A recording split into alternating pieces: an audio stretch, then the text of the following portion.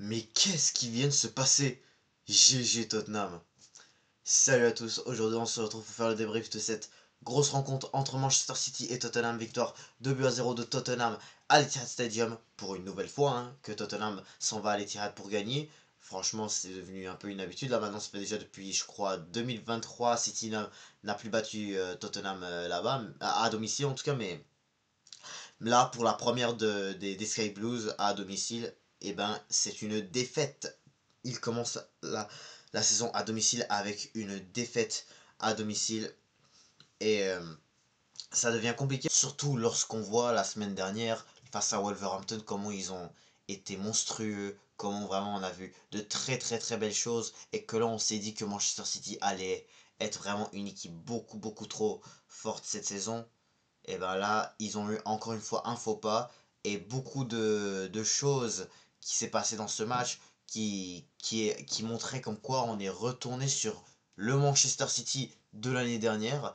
Mais, mais dans tous les cas, nous allons parler bien sûr de tout ça parce que bien sûr, quand on regarde juste voilà le talent les talents, les joueurs talentueux que possède cette équipe de City, là aujourd'hui, je parle surtout des nouveaux. Là aujourd'hui vraiment ils ont été un peu inexistants, faut le dire la vérité. Mais avant de commencer cette vidéo, n'hésitez pas à vous abonner, liker, commenter, ça va faire toujours un très grand plaisir de vous avoir dans mes vidéos. Alors pour commencer déjà, nous avons vu que pendant cette première mi-temps, voilà, bah, déjà il y a Tottenham qui mène 2-0 à la mi-temps. Donc voilà, grâce à un but de Richarlison, non, je raconte, un but de Johnson et un but de Palhinha parce que Richarlison c'était lui qui avait fait, c'était lui comme qui avait provoqué un peu les deux buts du côté des hommes de Thomas Frank, mais mais sinon on a vu que même rendu là, il y avait aussi des choses très impressionnantes qu'on a vu du côté des Spurs, comme exemple, euh, voilà, le fait que voilà, ils commencent déjà avec une victoire 3-0 contre Burnley. Là maintenant, ils arrivent aujourd'hui à l'Etihad et, et ils arrivent vraiment à rendre Manchester City en difficulté. Et ensuite, cette équipe de Tottenham, elle a comme réussi à bien comme contrôler les contre-attaques. Surtout vraiment lorsqu'on voit la pression qu'on voyait du côté des Citizens. Ils ont réessayé, ça c'est sûr qu'ils ont réessayé parce que voilà, on a vu Haaland vraiment, lorsqu'on voit Haaland, Marmouche, voilà, ils ont tout essayé comme de presser, mais comme Tottenham n'a pas vraiment eu peur de ça, mais faut le dire la vérité, les Citizens, je crois j'ai vu comme quoi ils ont eu peur. Et lorsqu'on voit vraiment leur milieu, leur défense aussi aujourd'hui, c'était vraiment pas top aujourd'hui, et ça a provoqué vraiment une défaite qui comment dire ça, mais qui coûte cher, qui coûte un peu un début de saison un peu qui se sent un peu mal, je crois, je veux dire. Voilà, pour les Citizens, j'en vois déjà plein et qui disent comme quoi la saison pour City commence mal, Alors sûr, voilà, ça va se confirmer lorsqu'on verra encore une fois des matchs contre les gros, mais là, ça c'est un faux pas de début de saison. Alors certes, bien sûr, dans cette première mi-temps, Manchester City commence quand même bien, voilà. Surtout, voilà, Marmouche qui a été pour moi l'un de leurs meilleurs joueurs, malgré que, voilà, il joue pas dans son vrai poste. Normalement, c'est un buteur, c'est pas un ailier gauche. Mais bref, c'est pour dire comme quoi cette équipe des Citizens, vraiment, elle a comme besoin de. Moi, ce que je trouve vraiment le problème, surtout, c'est surtout Haaland ou Marmouche. Il y a vraiment débat sur que vraiment le fait de jouer les deux, il y en a qui pensent que ça aide beaucoup. C'est vrai que c'est bien quand même, mais quand je vois mais par contre, ça crée voilà des problématiques. Et là, quand je me dis, est-ce que c'est vraiment une bonne chose que les deux soient ensemble? Il faut que un joue et l'autre sur le banc. C'est sûr que voilà, le fait de le recruter, c'est pas vraiment pour qu'il soit sur le banc, voilà, et ça, parce que ça fait que ça fait même pas encore un an qu'ils l'ont recruté au Marmouche, mais en tout cas, Marmouche de son côté, il a quand même eu trois opportunités. Il y a eu une frappe de loin, une frappe de très proche qui a été super bien arrêtée par Vicario. Et ensuite, c'était oui une très grosse opportunité pour marquer, mais encore une fois, il manquait un peu plus de cadre. Voilà, c'est ça. Parce que voilà, surtout que c'était une perte de balle d'un défenseur de Tottenham, exactement. C'était ça ce que j'avais oublié de mentionner. Sinon, rendu là, là, Tottenham ont commencé à un peu plus se réveiller. Il y a eu un coup franc de Pedro Porro. Voilà, c'était super, elle était super proche de rentrer. Il y a eu ensuite cette erreur de Ruben Dias où est-ce que voilà, il laisse euh, comme le milieu de Tottenham pour le passer à Richarlison. Je me souviens plus c'était qui, mais c'était pour le donner à Richarlison pour que par la suite, voilà, il le donne rendu là à Johnson.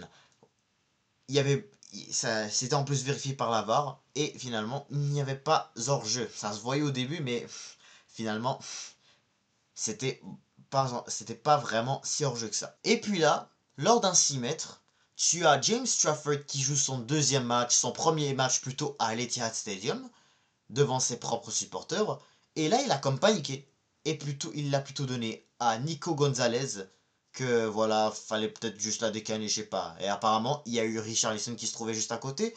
Il a repris le ballon, donc voilà, il a essayé de frapper, mais par la suite, c'est tombé sur Palinha. Et ça marque déviation, mais elle rentre. Et ça fait 2-0 pour les Spurs. Puis, rendu en deuxième mi-temps, là c'est sûr que Tottenham ont essayé beaucoup moins. Ils n'ont pas eu vraiment de grosses occasions pour élargir le score, à part vraiment peut-être cette frappe Je me souviens plus c'était qui le joueur qui était comme rentré à la fin. Il avait comme les cheveux un peu longs là. Puis ensuite voilà, c'était Solanke qui avait eu cette opportunité de fin de match pour encore mettre un troisième but. Et ensuite, mais ça a été arrêté par Trafford un double arrêt, voilà, parce que par la suite c'était comme Odo Berg, là je me suis rappelé de son nom, là, qui a comme, je sais pas si d'ailleurs je l'ai bien prononcé, mais en tout cas il a eu cette opportunité pour encore une fois essayer de élargir le score, et ben voilà, Trafford était là. Mais du côté des Citizens, t'as d'abord, voilà, j'ai parlé tout à l'heure des grosses occasions, mais qu'est-ce qui s'est passé en deuxième mi-temps? Ben voilà, il y a eu beaucoup d'opportunités, mais c'est sûr que là, le milieu de City, il faut qu'on en parle aussi, hein. Surtout, voilà, Ryanders, oui, Ryanders aurait quand même essayé un peu, mais faut le dire qu'aujourd'hui, c'était beaucoup plus compliqué que face à Wolverhampton. Cherki, par contre, c'était décevant. Cherki, je sais, c'était décevant. Écoute, je vais pas vraiment tomber sur lui non plus. C'est que son deuxième match de première ligue. Mais aujourd'hui, c'était pas du tout comme tout le monde le pensait. Comme tout le monde le dit aussi, que ce soit avec la France ou voilà maintenant avec les Citizens, il est mieux remplaçant. Et beaucoup de personnes qui disaient, surtout, faut le mettre titulaire, faut le mettre titulaire. Et ben regardez aujourd'hui, il n'a pas du tout fait un superbe match. Alors certes, voilà, encore une fois, je le manque pas de respect, c'est un superbe, il reste toujours un superbe joueur, mais c'est sûr que là, il faut que vraiment ces joueurs-là puissent s'habituer. Et là, quand on voit vraiment les problèmes de milieu de terrain qu'ils avaient l'année dernière, j'ai senti l'avoir revu aujourd'hui. Ensuite, voilà, euh, ensuite Foden était rentré, a fait quand même un bonne entrée. Haaland, bien sûr, il a eu quand même une tête aussi avant la mi-temps. Nico Gonzalez aussi, c'était vraiment pas exceptionnel non plus. D'ailleurs, c'était un peu à cause de lui aussi que Trafford n'a pas pu vraiment. Enfin, que Trafford a fait un peu cette erreur de gardien. Oscar Bob, pour moi, il a été quand même excellent, soi-disant, parce que même si que, voilà, il n'a pas comme vraiment créé des choses dangereuses, mais quand même, c'était un peu le seul aussi qui essayait de son mieux pour attaquer. Euh, mais malgré que pour moi, le meilleur attaquant aujourd'hui, c'était Omar Marmouche. Cherki, on en a parlé. Avec Nouri, lui, il s'est blessé malheureusement, donc on lui souhaite bien sûr un bon rétablissement. J'espère que c'est pas trop grave pour lui. Ruben Diaz et Stones, ça a été décevant. Lewis aussi, alors que pourtant. La défense aussi, vraiment, faut qu'on en parle, hein. Ruben Diaz a laissé vraiment. C'était lui qui a comme laissé cette grosse faille pour permettre à Tottenham d'ouvrir le score. John Stones, voilà, il a fait comme un petit peu trop de fautes. Et bien sûr, Lewis aussi, c'était beaucoup trop compliqué. Mais par contre, j'étais beaucoup surpris de la note de James Trafford. Je trouve que quand je vois la note de James Trafford, je trouve que c'est un peu trop dur envers lui. Parce que là, faut le dire qu'il aurait essayé de son mieux premièrement. Et deuxièmement, eh ben, c'est sûr que c'était pas non plus de sa faute.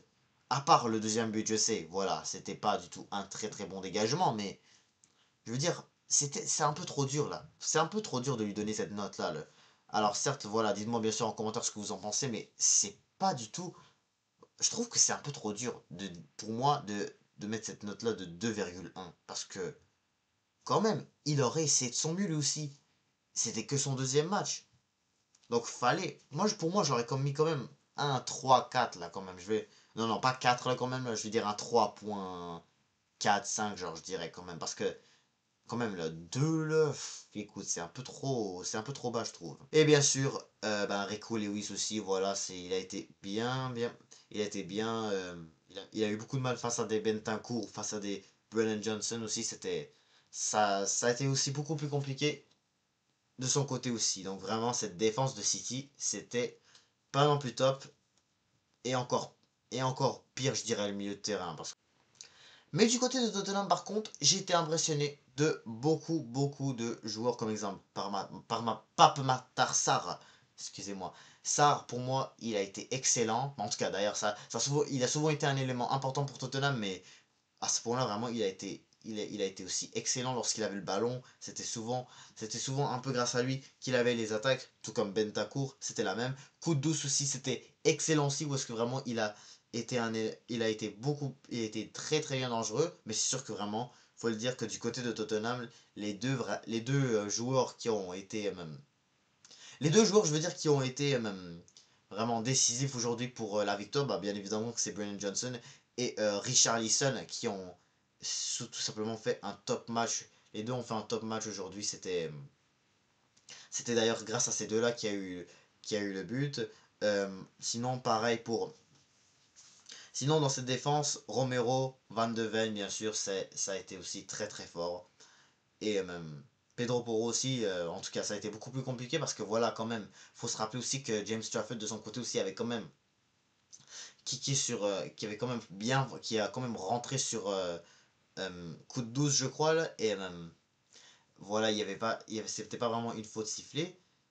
Mais en tout cas, faut le dire, que Tottenham en général, peu importe ce qui se passait, ils sont très bien battus et c'est là où vraiment je vois que quand ils commencent à me faire très peur. Parce que là j'ai oublié de le mentionner que Tottenham eux aussi de leur côté, ils commencent à devenir très monstrueux. Ça commence très fort la saison, mais il faudrait qu'on voit bien sûr. Là on a vu déjà aujourd'hui face à City, c'était excellent, mais il faudrait qu'on voit aussi face à d'autres adversaires juste avant de bien sûr nous affronter. Je crois que c'est en novembre qu'on joue contre eux, si je dis pas de bêtises, mais même là, en tout cas, c'était super fort côté Tottenham aujourd'hui.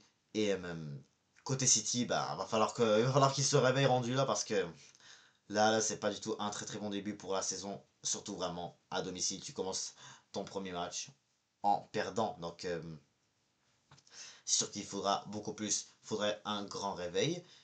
Et bien sûr, bien sûr pour Tottenham, ce qui me fait peur aussi, surtout, c'est vraiment leur contre-attaque aussi. Vraiment, j'étais beaucoup impressionné, mais surtout, c'est leur pression. Ils ont fait vraiment une très bonne pression aujourd'hui. Et lorsqu'on va jouer contre eux, ça se pourrait que vraiment nos Gunners auront du mal. Mais en tout cas, voilà, c'était tout pour ce match. Donc là maintenant, bien sûr, hein, je vais vous retrouver pour ce Arsenal Leeds par la suite. Ça va être dans bientôt. Donc, Inch'Allah, j'espère une victoire d'Arsenal, surtout que vraiment que ça va être très important. Maintenant que tu as City qui perd des points aujourd'hui, il faudrait quand même qu'on rattrape surtout Tottenham qui eux aussi commencent très bien la saison. Et même, bien sûr, hein, je vais vous revenir bien sûr pour un débrief. Donc, bien sûr, on espère la victoire. Mais en tout cas, ça va être tout pour cette vidéo. Donc, encore une fois, je suis choqué de cette performance de Tottenham. On verra comment ça va se passer le restant de ce week-end et puis comment vont-ils pouvoir continuer de rester aussi fort comme ça. Ça va être à suivre. Donc, ça fin de ce débrief. N'hésitez pas à vous abonner, liker, commenter. Et je vous dis à toutes.